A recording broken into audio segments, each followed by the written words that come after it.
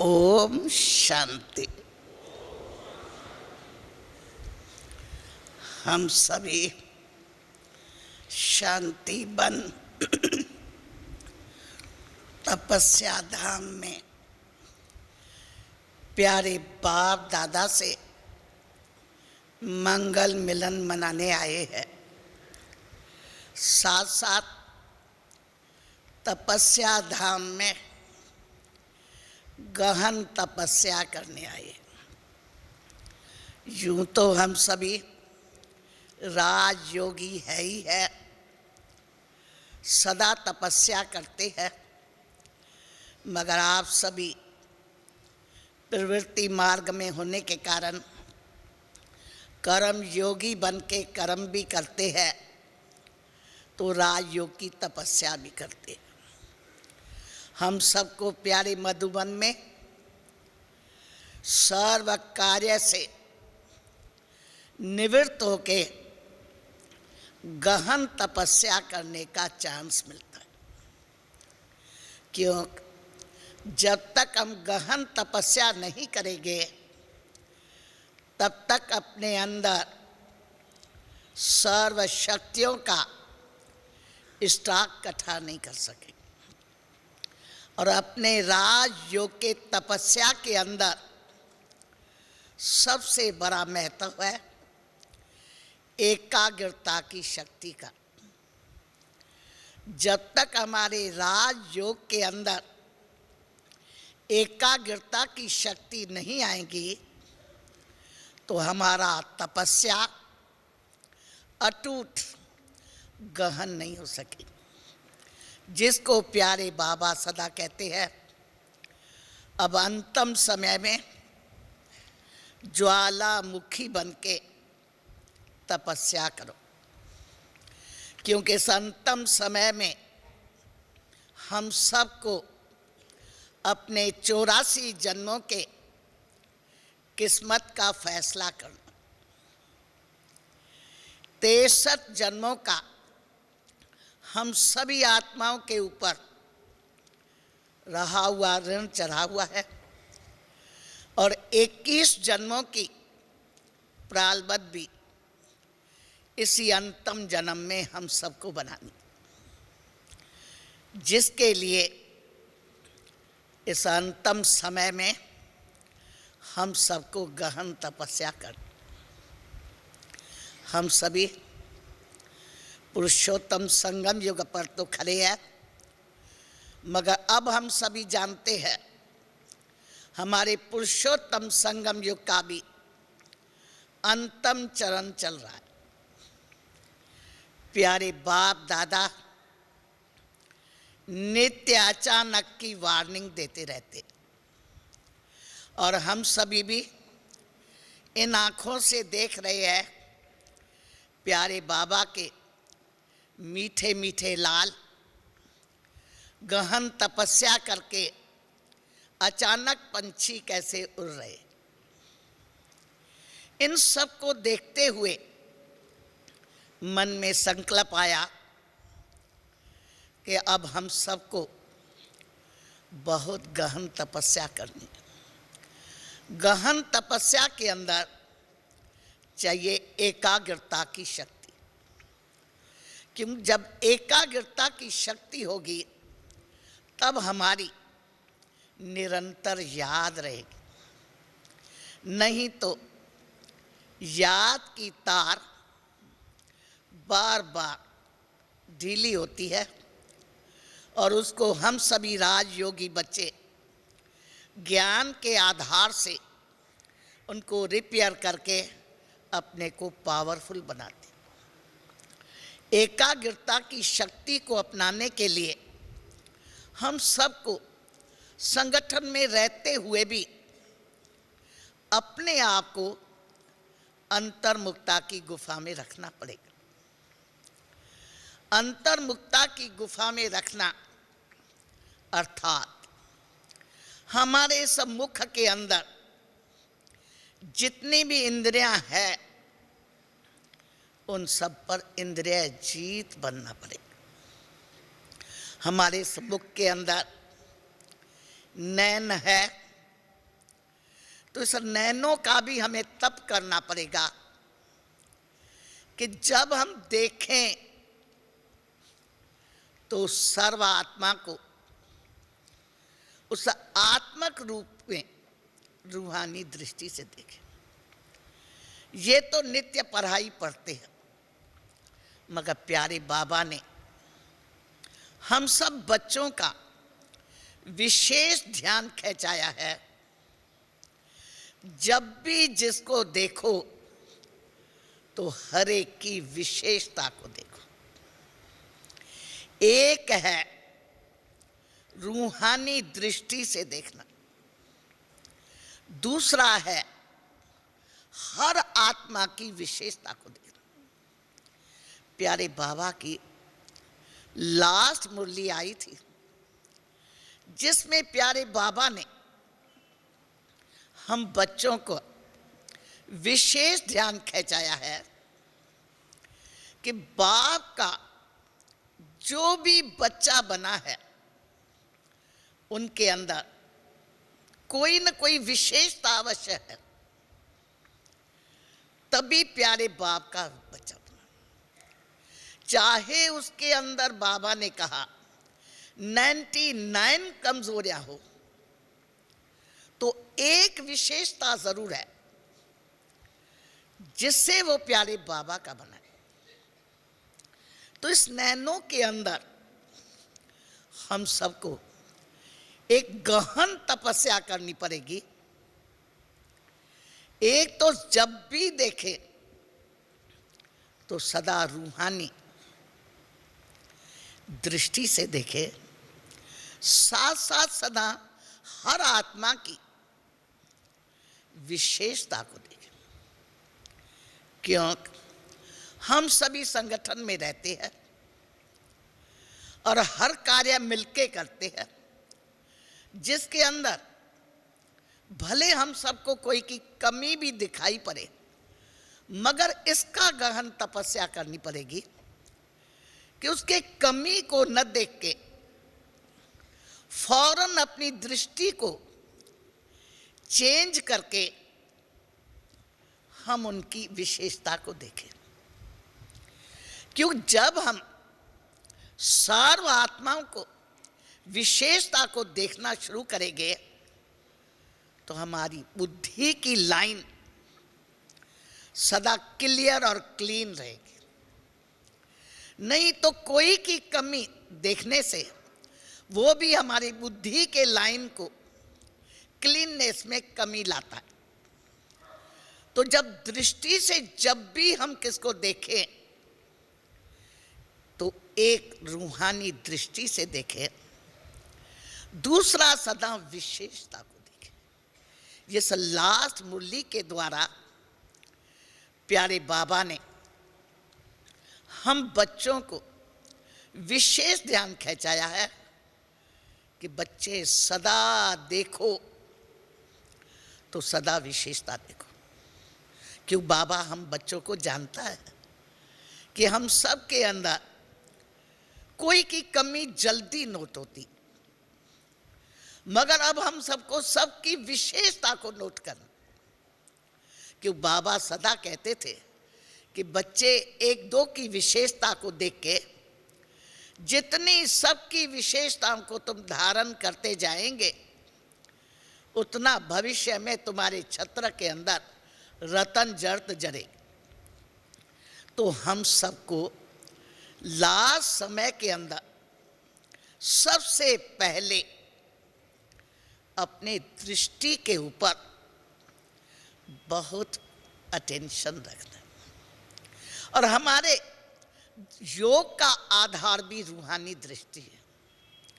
हम कोई को भी दृष्टि द्वारा ही योगदान दे सकते। हम सबको प्यारे बाबा ने नजर से निहाल किया। जब हम पहले पहले आए तो हम सब बच्चे तो पुरानी दुनिया से आए, मगर बाबा ने अपने रूहानी दृष्टि से हम सबको ऐसा नजर से निहाल किया जो एक दिन में और एक सेकंड में अपना बना ली। क्यों? बाबा की हम बच्चों के प्रति इतनी शुद्ध दृष्टि कहें, पावरफुल दृष्टि कहें, उम्मीदवार दृष्टि कहें, ऐसी थी जिसने एक दिन में बना ली। तो हम सबको इस रूहानी तपस्या के अंदर, अंतर्मुखता के अंदर, जितनी भी हमारे मुखरे के अंदर इंद्रियां आती है, उन सब का गहन तपस्या करनी पड़ती। सबसे पहला दृष्टि, दूसरा है मुख। बाबा सदा हम बच्चों को ऐसा मुस्कुराते स्वागत करता है जिसमें पुरानी दुनिया भुला देता है। तो जब भी कोई आत्मा हम सब के सामने आए तो उनकी मुस्कुराते हुए चेयरफुल चेहरे से सदा स्वागत करें। हम सब करते हैं, मगर हम सब ने सदा एक रस नहीं बनाया। करते अवश्य है, क्यों हम निमित्त बनी हुई बहनें हैं।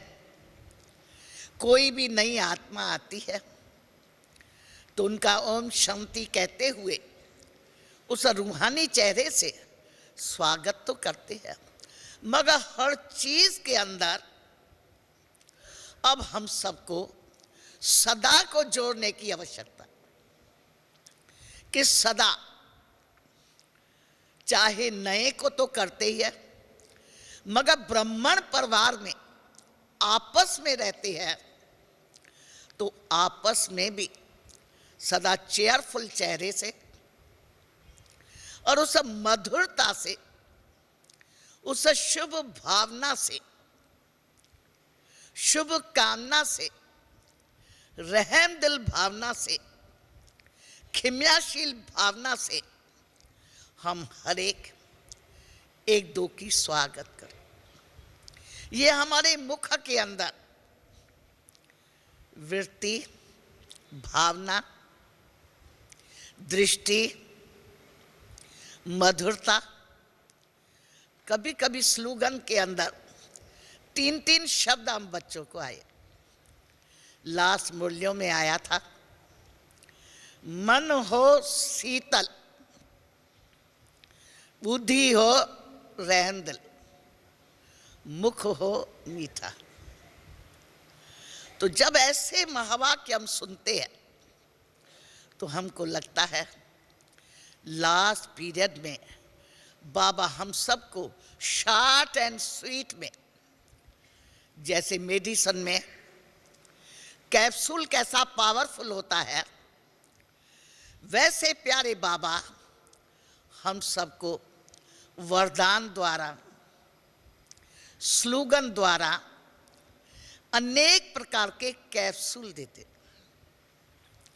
जिन कैप्सूल के ऊपर हम सभी बच्चे गहन मनन मथन करें, जिसका बल हमारे जीवन पे ऊपर आए और हमारी तपस्या के अंदर हम गहन रीति से सोचेंगे किस दिन हमारी तपस्या अच्छी होती है। जिस दिन सारे दिन की दिनचर्या का हमारा मन, वचन, कर्म, संबंध, संपर्क सर्व प्रकार से हमारा चार्ट कंप्लीट ठीक होता है, उस दिन जब योग में बैठेंगे तो 1 सेकंड में अशरीरी हो, आत्मा पंछी उड़ जाए। तो गहन तपस्या करने के लिए हम सबको अपने चार्ट को पूरा चेक करना पड़ेगा और स्थूल सूक्ष्म इंद्रियों पर फुल अटेंशन रख के उनको कंप्लीट, उनको ऑर्डर में रखना पड़ेगा। मन के ऊपर कंट्रोलिंग पावर चाहिए ना। जब ये ऑटोमेटिक हमारा ठीक होगा तो हमारे अंदर समर्थ संकल्पों का खजाना इकट्ठा होगा। जितना हमारे मन और बुद्धि के अंदर समर्थ संकल्पों का खजाना इकट्ठा होगा, उसके आधार से हमारा योग पावरफुल होगा। उसके आधार से हम जब योग में बैठेंगे तो हमारी एकाग्रचित अवस्था होगी। जब हम बैठेंगे जैसे एक के अंत में लौलीन हो जाएंगे। हम सब एक के हैं, तो एक का अंत क्या है? जब योग में बैठेंगे, बैठ के प्यारे बाबा को देखेंगे, हमारा बाबा कैसा है, सुतः जैसे, जिसको प्रभु दर्शन कहते हैं, हम सबको प्रत्यक्ष दिखाई पड़ेगा हमारा बाबा कैसा है। इसी रीति से हम सबको स्वदर्शन करना होगा कि हम सब आत्माएं जब सृष्टि मंच पर पहले पहले हम आई है तो बाबा ने हमें कैसा भेजा है और वैसा ही बन के हमको जाना है। तो जब हम अंतर्मुख रहेंगे तो गहराई से हम अपना स्वदर्शन भी कर सकेंगे और बाप का भी प्रत्यक्ष दर्शन कर सकेंगे कि हमारा बाबा कैसा है। क्योंकि हमारी पढ़ाई ये है, हमें बाप समान बन के, संपन्न बन के जाना। जब बाबा कैसा है तो हमारे सामने बाबा के रूहानी फीचर्स और नेचर्स हम सबके सामने आ जाए। बाबा की हम बच्चों के प्रति कैसी दृष्टि है, कैसी वृत्ति है।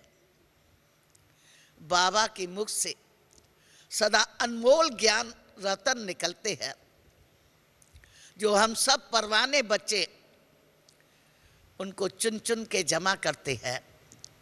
तो हम सबको बाप समान बनना है तो अंतर्मुख बन के स्वदर्शन और प्रभु दर्शन जिसको कहा जाए अथवा बाप का दर्शन, हमारा बाबा कैसा है। हम अपना अनुभव सुनाती हूँ। कभी हम योग में बैठती हूँ उसी लहर में कि हमारा बाबा कैसा है, तो कैसे 1 घंटा बीत जाता है। हमारा बाबा तो ऐसा है जिसको देखते ही रहिए उसके मस्तक के अंदर सदा मणि चमकती है। ये कौन सी मणि है? बाप के अंदर डबल बाप है। हमारा बाबा डबल बाप, बाप और दादा है। तो जैसे सदा साथ दिखाई पड़ता है, कंबाइंड, जिसका रंग सदा मस्तक में उनकी मणि चमकती। हम सब ने तो आंखों से देखा था बाबा का जब भी फोटो निकालते थे तो जैसे यहां से बाबा की फोटो के अंदर लाइट आ जाती थी। बाबा जब योग के हाल में आते थे जैसे बिजली चमक जाती थी, क्योंकि सदा बाबा लाइट हाउस बन के हम बच्चों को लाइट देते। प्यारे बाबा अंतिम समय में हम सब का ध्यान खींचाया और तुमको एक टाइम में तीनों सेवा करनी, मनसा वाचा कर्म। कब कर सकेंगे? जब बाप समान गहन तपस्या करें। उसके लिए पहला अशरीरीपन का तप गहन रीति से करें। मैं शरीर हुए ही नहीं। हम जानते हैं बचपन की तपस्या कभी याद आती है जब हम छोटे थे और छोटे ही बाबा के पास आ गए थे, तो हम सब के बुद्धि में सिर्फ बाबा की पढ़ाई थी और कुछ नहीं था। तो एक सेकंड में जैसे अशरीरी हो जाते थे। तो गहराई से हम सबको राजयोग की तपस्या में पहला अशरीरीपन का तप करना है। दूसरा, अपनी दृष्टि को सदा रूहानी और हर आत्मा की विशेषता को देखें। और अपने मुख का तपस, क्यों सबसे धोखा देने वाली दो इंद्री, आंखें और मुख, दुनिया के हिसाब से धोखा कहते हैं, उनकी क्रिमिनल दृष्टि होती है। हमारी आंखें धोखा क्या देती है? हमको दूसरे की कमजोरी जल्दी दिखाई पड़ती है। हमको वो तो सवाल ही नहीं। उसके जगह पर सदा रूहानी दृष्टि हो और सदा विशेषता। और मुख के अंदर मधुर मुस्कान से, स्नेह से सदा सर्व आत्माओं की स्वागत करें। और मधुर बोल, अनमोल बोल, जिस कारण बाप के बोल अनमोल है, इसलिए बाप के बोल को महावाक्य कहा जाता है। कोई के बोल को महावाक्य नहीं कहा गया, बाप के बोल को महावाक्य कहा जाता है, क्योंकि एक एक रतन अनमोल बोल। तो हम सबको अब इस बाप के, ये सब बाप के फीचर्स है और नेचर्स, बाप की कितनी रहम दिल भावना, कितनी कल्याण की भावना, कितनी क्षमाशील भावना है। तो उनको अंतिम समय में हम सबको अपना के विश्व कल्याण की सेवा उसी से कर सकेंगे। तब हम सर्व आत्माओं का कर सकेंगे। जब इनको प्रैक्टिकल जीवन में अपनाएंगे, तब हम योग के अंदर बैठेंगे जैसे कि एक के अंत में लौलीन। और एक के अंत में लौलीन होने के लिए अंतरक आत्मा के अंदर एकांत प्रिय का संस्कार लाना पड़ेगा। जो भी समय फ्री मिले उसमें एकांत की तपस्या करें। हमें अपना बचपन याद आता है, जब कराची में प्यारे बाबा ने तपस्या को आरंभ किया था। तब हम एक भवन के अंदर 100-125 कन्याएं रहती थी और सब बराबर की है, आप जानते हैं, सखी सहेलियां हैं। तो हम सबको ऐसी धुन लगी हुई थी, अपनी काम की ड्यूटी पूरी करते थे, फौरन भाग के कभी टेनिस कोर्ट के अंदर, कभी एकदम छत के ऊपर, कहां कहां जाके गहन तपस्या करते थे। तपस्या करने के लिए एकांत प्रिय बनना होगा। जो भी समय हमें मिले थोड़ा एकांत प्रिय। एकांत प्रिय का स्थान हम सबको सेंटरों पर एक बाबा का कमरा मिलता है, जहां एक बाबा तुम, दूसरा हम, तीसरा कोई नहीं। उस समय तो हम लोग कहां कहां जाके करते थे। बाबा हम सबको तपस्या करने के लिए सागर में ले जाते थे। बाबा बहुत दूर जाके मुरली लिखते थे और हम सब सागर के एक एक वालू के ढेर पर अलग अलग बैठ के बेहद की सुबह में सनराइज हो रहा है और तपस्या करते थे। वो तपस्या हम सबको बहुत गहन रूप से ऊपर ले जाती थी। उसमें बल क्या था? एक के एकांत प्रिय थे और एक का ही अंत था, में लगे रहते थे। बस बाबा के लौ में लौलीन।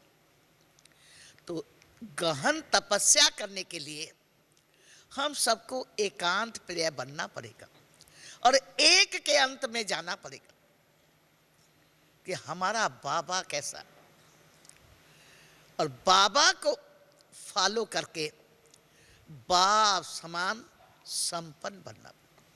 और जब हम ऐसी रीति से तपस्या करेंगे तो हमारी तपस्या के अंदर एकाग्रता और एक रस स्थिति आएगी।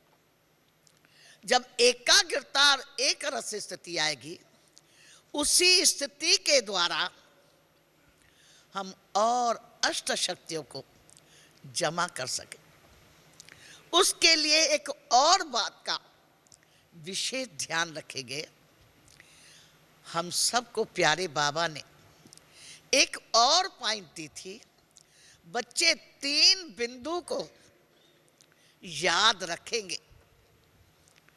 परम ज्योति बिंदु है, ये हम सबको बहुत पक्का है।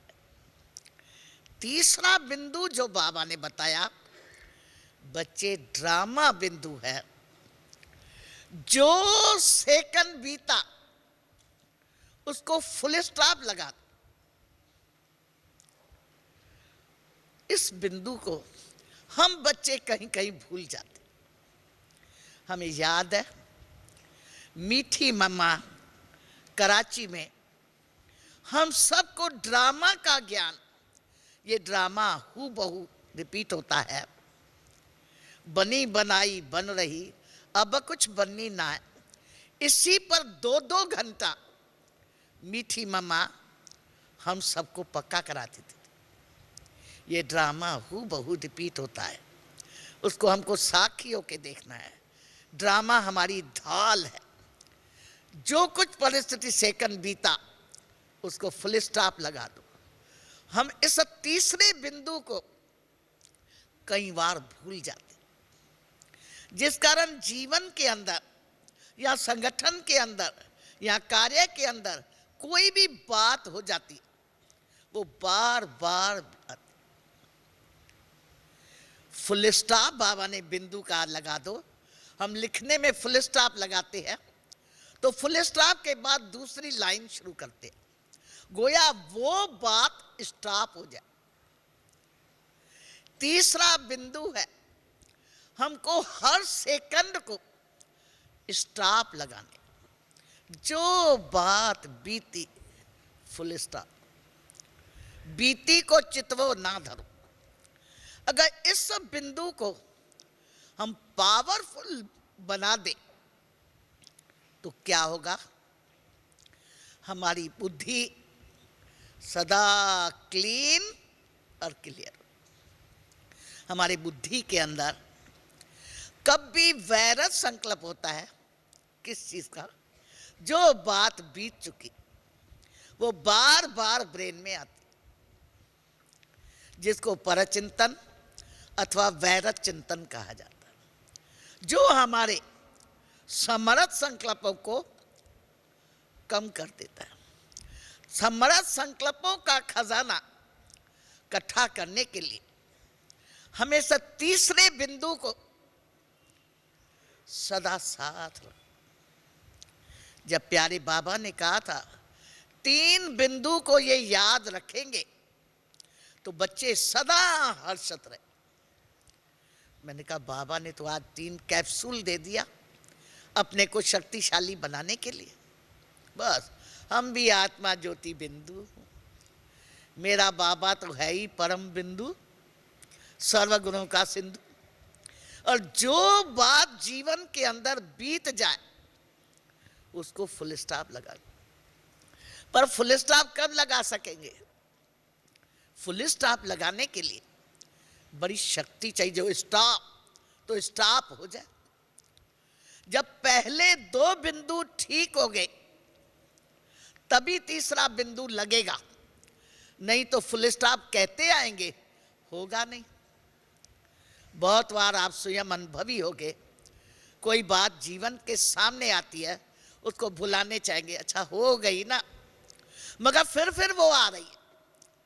क्यों मन में फिर आती है वो बात? क्योंकि पहले दो बिंदु ठीक नहीं है तो तीसरा बिंदु कैसे लगेगा? 10 कमाया नहीं, 100 कमाया नहीं तो 1000 कहां से बनेगा? तो तीसरा बिंदु ड्रामा का, जो हमारी वास्तव में ढाल है, ढाल कब यूज की जाती है? जब दुश्मन अचानक अटैक करता है तो अपने सेफ्टी के लिए ढाल दी जाती। हम सभी योद्धे हैं, ये हमारे सब अस्त्र शस्त्र, योग है हमारा कवच। अगर हम आत्म अभिमानी हो गए तो कोई भी आत्मा, कोई द्वारा भी हमें कोई अटैक करेगा तो हमें असर नहीं हो सकता। ज्ञान है तलवार, गोया राइट रॉन्ग को जज कर, रॉन्ग है तो उसको काट कर लो कि हमको ये करना नहीं, और राइट है तो कर। तो ज्ञान है हमारा तलवार, जिससे सत असत, राइट रॉन्ग सबकी हम जजमेंट करते। हम योद्धों के ये 3 अस्त्र शस्त्र है। हम सब योद्धे इस कर्म क्षेत्र पर युद्ध स्थल में खड़े हैं। बाबा ने कहा माया को चैलेंज दे दिए, तो माया कैसे हम सबको? कोई आत्मा के द्वारा, कोई संस्कार के द्वारा आएगी ना, और कोई माया आएगी क्या? तो कोई भी आए तो तुम्हारे अंदर अगर आत्म अभिमानी की जरह होगी तो कोई गोली असर नहीं कर सकेगी। ज्ञान की तलवार होगी, ज्ञान मना समझ, तो तुम्हें परखने की और निर्णय करने की शक्ति सही होगी, जिसे तुम निर्णय करके क्या करना है क्या नहीं करना है जजमेंट दे सके। और ड्रामा है हमारी ढाल। जब कोई अचानक एक्ट करे तो फुल स्टॉप।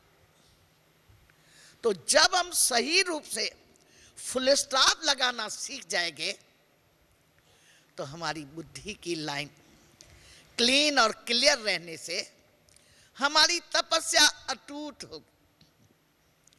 जब तपस्या अटूट होगी तो हम शक्तियों का स्टॉक इकट्ठा कर सकेंगे। जब स्टॉप लगाना सीखेंगे तब स्टॉक इकट्ठा कर सकेंगे। हम सबको अंतिम समय में बाबा ने बता दिया, माया भी अपना फुल फोर्स दिखाएंगी, प्रकृति भी अपना फुल फोर्स दिखाएंगी, अनेक आत्माओं के संस्कार स्वभाव का भी फुल फोर्स आएगा। सब फुल फोर्स में होगा और सब अचानक अचानक होगा। उस समय में क्या काम आएगा? अष्टशक्तियां। कहाँ समाना है, कहाँ विस्तार को संकीर्ण करना है, कहाँ सहन करना है। आज प्यारे बाप दादा 2-3 मुरलियों के अंदर हम सबको सहन शक्ति पर बहुत ध्यान खींचा है। क्योंकि हम बाबा के बच्चे, कोमल बच्चे हैं। बार बार कह देते हमारे अंदर इतनी सहन शक्ति नहीं। सहन शक्ति इतनी शक्ति है या उसकी इतनी विशेषता है जिसका गुणों में भी नाम आया है, जिसका शक्तियों में भी नाम आया। और जितनी शक्तियां हैं वो शक्ति के अंदर है, उनका गुणों में नाम नहीं आया। मगर सहनशीलता को सहनशीलता के रूप में गुण आया है और सहन शक्ति के रूप में, क्योंकि इसकी अति आवश्यकता रहती। हर कदम पर, हर संगठन में सहन शक्ति की अति आवश्यकता होती है। सहन शक्ति होगी तो सदा हर्षित रहेगा, नहीं तो सहन शक्ति 1 सेकंड में हमारी बैटरी को डिस्चार्ज कर देती। तो प्यारे बाबा के द्वारा जब हम हर चीज को स्टॉप करना जानेंगे तो सर्व शक्तियों का स्टॉक इकट्ठा कर सकते। तो ये मुख्य मुख्य चीजें 3 बिंदु को सदा याद करें। बाबा ने अंत में महावाक्य कहा, निराकारी, गोया आत्म अभिमानी बनने का सदा तपस्या करे और सदा निरंकारी होकर रहे। हम सभी देखें हमारा बाबा कितना महान है। और सदा कहा आई एम ओबीडियंट सर्वेंट। बाबा साईं क्या करते थे? I am obedient servant. पहले क्या करते थे? ब्रह्मा दी बेगर प्रिंस, नाउ बेगर फ्यूचर प्रिंस। कराची में बाबा साइन करते थे, ब्रह्मा दी बेगर प्रिंस, नाउ बेगर फ्यूचर प्रिंस। कितना इतना महान बाबा और कितना निरंकारी, उसके आगे हम बच्चे क्या है? हमें किस चीज का अहंकार? क्योंकि हमें अपना तो कुछ है ही नहीं। हम सबको जो है प्रभु प्रसाद है, जो है प्रभु प्रसाद। तो हम सबको किस चीज का नशा, किस चीज का रहेगा? नशा यही है, जो है जैसे है वैसे है, बाबा आपने अपना बना लिया। बाकी हम सब के पास जो कुछ है प्रभु प्रसाद, जिसके आधार से हम चल रहे हैं। तो प्यारे बाबा हम सबको सदा निराकारी, निरंकारी, निर्विकारी, ये मुख्य बातें प्यारे बाबा ने हम सबको कैप्सूल के रूप में दी, जिसको सदा हम सबको साथ रखना, सदा साथ जीवन में लाना है। और साथ साथ हर एक्टर के पार्ट को साखी होकर देखना। बाप को साथी बनाएं और हर एक्टर के पार्ट को साखी होकर देखें, तो सहज इस रूहानी मंजिल पर हम निर्विघ्न में, जितना हमारी स्थिति अंतरक निर्विघ्न होगी, उतना हम सहज एक के लगन में मगन हो सके।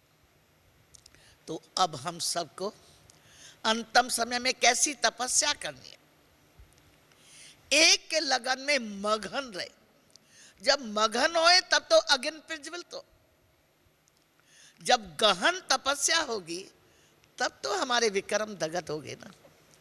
हम शिव बाबा को याद करते हैं हल्का हल्का, तो उससे कोई हमारे हिसाब किताब चुकतू होगा क्या? उससे नहीं। विक्रमों को दगत करने के लिए अग्नि चाहिए, अग्नि चाहिए गहन तपस्या की, जिसके अंदर लाइट और माइट भरपूर, जिससे हमारा पिछला खाता भी छूट। मम्मा हम बच्चों को सदा शिक्षा देती थी, पिछले पापों को माइनस करो, नया कोई प्लस नहीं करो। कोई विक्रम, इसका पूरा अटेंशन रखो, कोई नया विक्रम हमारा प्लस ना। हम पहला जो है सो माइनस करते जाए। तो मीठी मम्मा ने और बाबा ने हम सबको ज्ञान योग से पालना जो दी है, उसका जितना हम सभी मनन मथन करेंगे, मनन मथन से मक्खन निकलता है और मक्खन शक्ति देता है।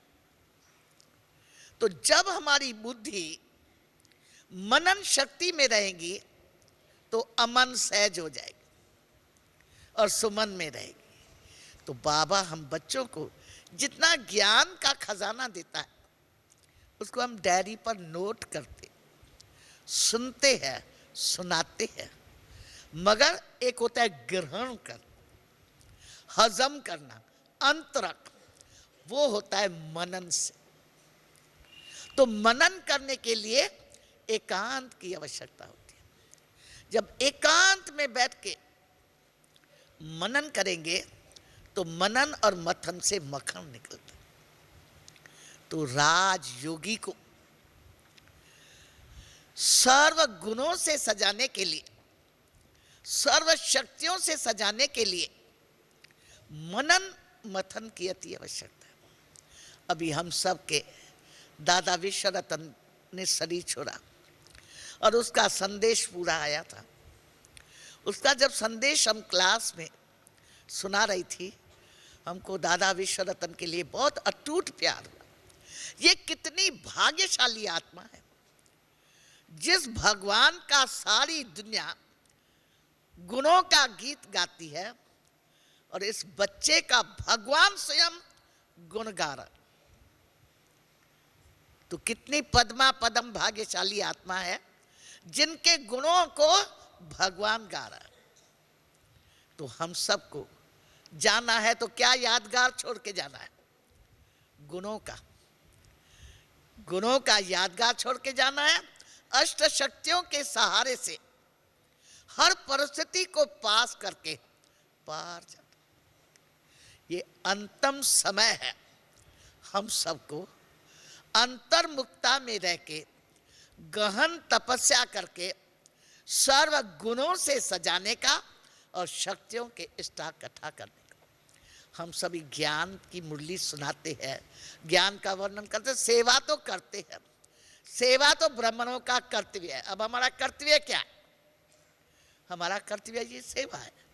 वो तो करते हैं और करते रहेंगे, मगर स्व उन्नति के लिए हम सबको अपने आप को सर्व गुणों से और सर्व शक्तियों का स्टॉक इकट्ठा करना, साथ यही खजाना हमारे साथ जाना और कोई खजाना हमारे साथ नहीं जाएगा। जितना गुणों को अपनाया, जितना शक्तियों का, गुणों से श्रृंगार करेंगे, शक्तियों के बल से विजयी बने, अंतिम पेपर्स में पार हो सके।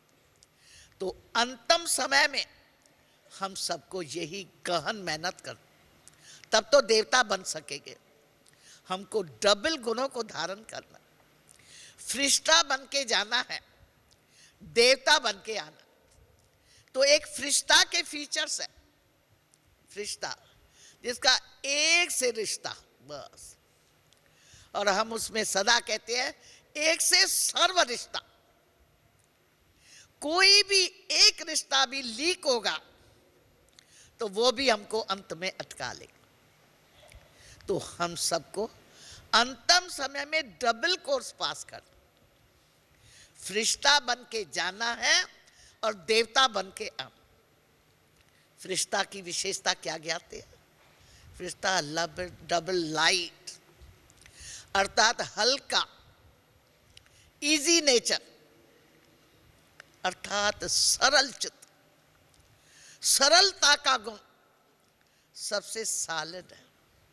हमारी गुलजार दादी देखेंगे, सरल चित्त ऐसी है जैसे कोमल कोई बच्चा है। कभी उसके दिल में किसका अवगुण नहीं, क्या नहीं, कुछ भी नहीं, जैसे कोई इनोसेंट बच्चा होता है, सरलता की मूर्ति। तो फरिश्ता क्या होता है? Double light. लाइट तो है ही है ट्रांसपेरेंट, और दूसरा लाइट माना इजी। जिसकी नेचर इजी होती है उसको हर परिस्थिति में मोल्ड होने की सहज चीज, सबसे मोल्ड भी हो जाएगा तो गोल्ड ऑटोमेटिक बन जाएगा, और सबसे एडजस्ट भी हो जाएगा। हम सबको संगठन के अंदर एडजस्टिंग पावर चाहिए। तो एडजस्टिंग पावर कब आएगी? जब इजी नेचर होगी। तो हम सबको फरिश्ता बनना है तो हमारी नेचर कैसी चाहिए? इजी, हल्की। फरिश्ता हल्का है ना, उड़ता पंछी है, तो लाइट माना हल्का। लाइट में तो स्वरूप में स्थित है ही है, स्थित होके लाइट रहे। फरिश्ता डबल लाइट, फरिश्ता गुणों का प्रतीक, फरिश्ता साक्षात बाप समान, साक्षात्कार मूर्ति है। तो हम सबको अभी फरिश्ता का भी लक्षण धारण करना है और देवताई बन के सर्वगुण संपन्न, हर गुण 100% हो, 16 कला संपूर्ण हो, संपूर्ण निर्विकार। कभी कोई नए स्टूडेंट आएंगे, कहेंगे 16 कलाएं कौन सी है? 16 कला का बाबा ने बताया हर गुण 100% हो, सहन शक्ति 100% हो, निर्माणता 100% हो, मधुरता 100% हो। नहीं थोड़ा थोड़ा नहीं, थोड़ा थोड़ा है तो 14 कला हो जाएगा ना, 12 कला हो जाएगा ना। तो हमें देवता बनना है और फरिश्ता बन के जाना।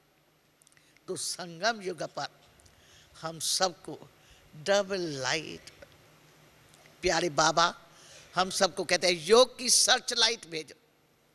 सर्च लाइट कब भेज सकेंगे?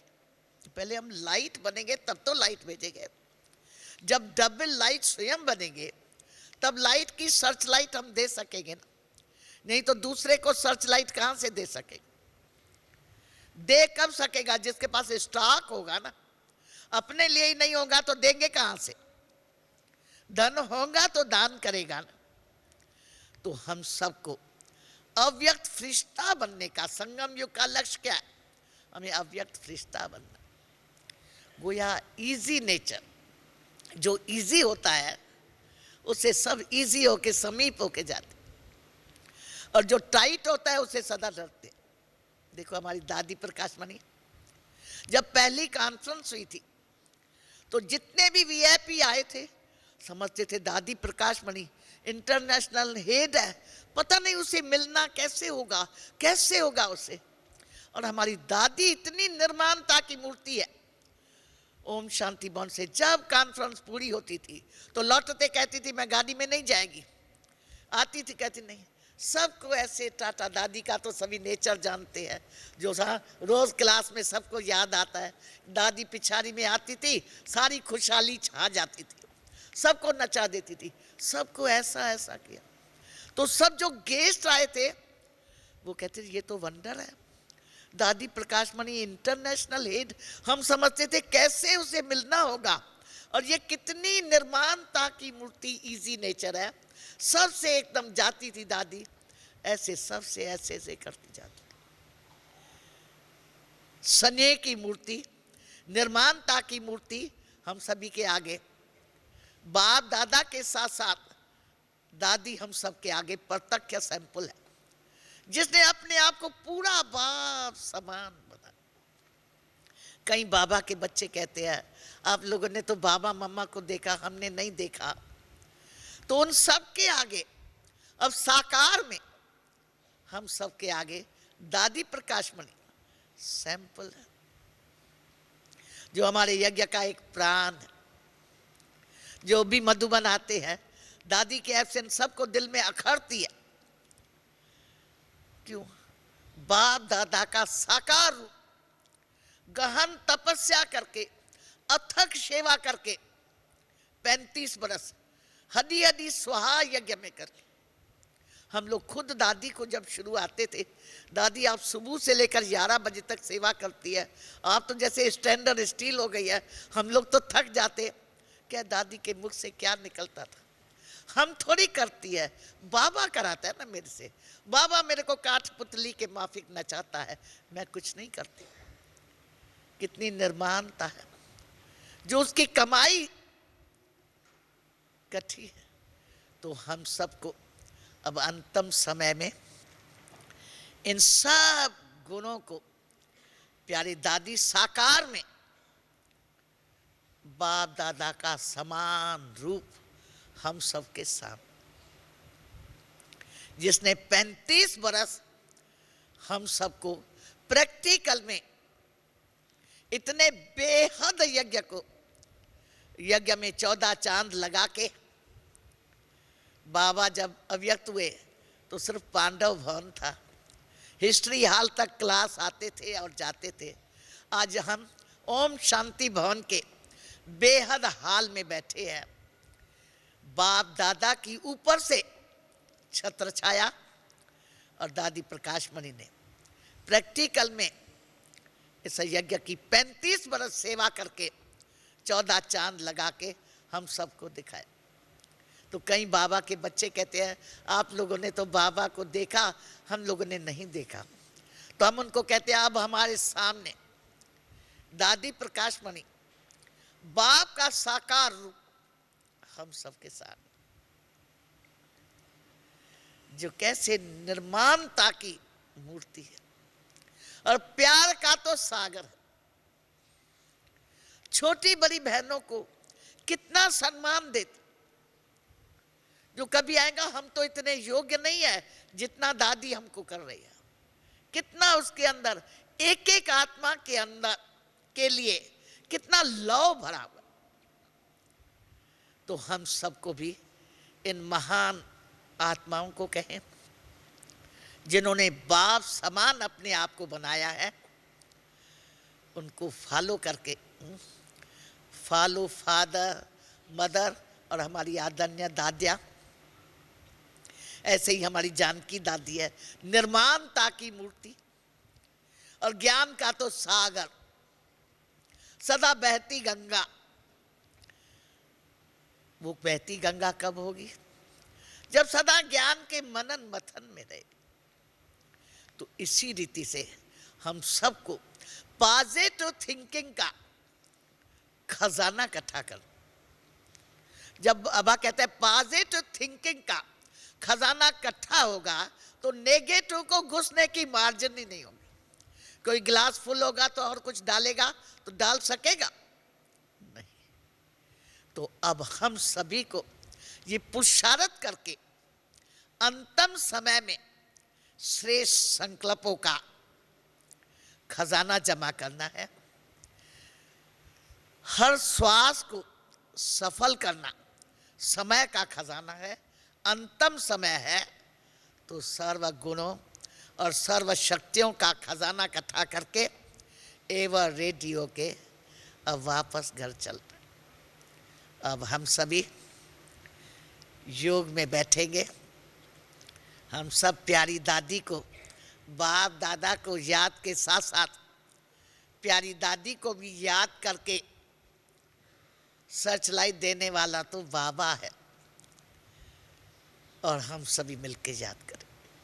अब चलो चले उस पार, इस देह की दुनिया को बिल्कुल भूल के, अशरीरीपन का गहन तप करके, और अपने आप को प्लेन बिंदु बना के, बिंदु प्लेन है, गोल है, उसके अंदर कोई संस्कार का और संस्कार का कोना नहीं है। इसलिए शिव सालिग्राम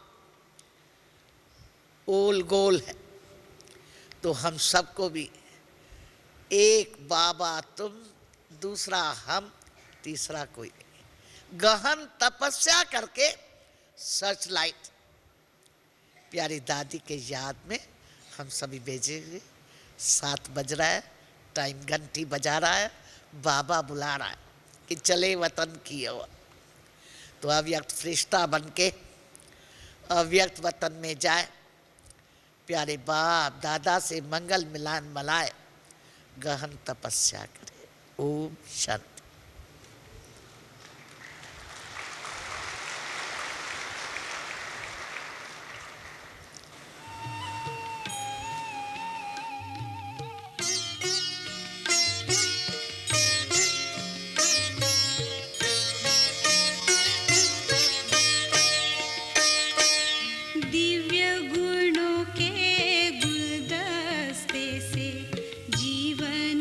महक जाता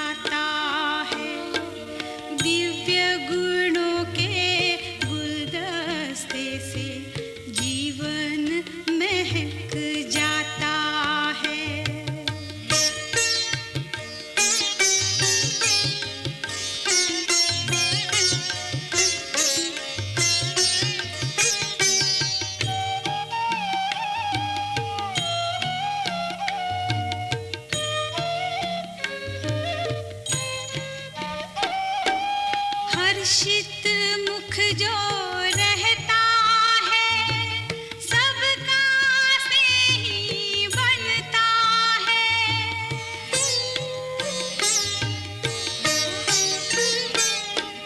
खुशियों से खिला रहता चेहरा अतीन्द्रिय सुख वो पाता है। सहयोग सभी का मिलता उसको प्रभु पसंद बन जाता है। प्रभु पसंद बन जाता है। दिव्य गुणों के गुलदस्ते से जीवन महकता